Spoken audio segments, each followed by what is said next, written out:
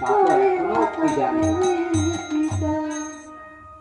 তো মা মারা যাওয়া অব্দি আমি খুব, তখন আমার চাল কিনতেও একদিন 500 টাকার জন্য ভগবান আমার বাড়িতে এলেন।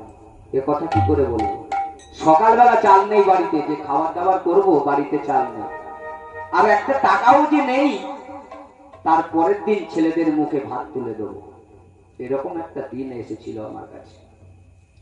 সেদিন আমি এ বাড়ি থেকে যেতে যেতে আমার গিন্নি বলছে, জানো এতগুলা লোক আর সকালবেলা চাল নেই, কি বলিস, পয়সাও তুমি?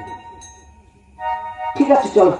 মনে কিন্তু জোর রেখেছিলাম, এখনো অব্দি মনের স্পিড হারাইনি। কর্মযোগ আমি কিন্তু খুব সুন্দর দেখেছি, গান আমি একে ব্যবসা করে তুলে নিই।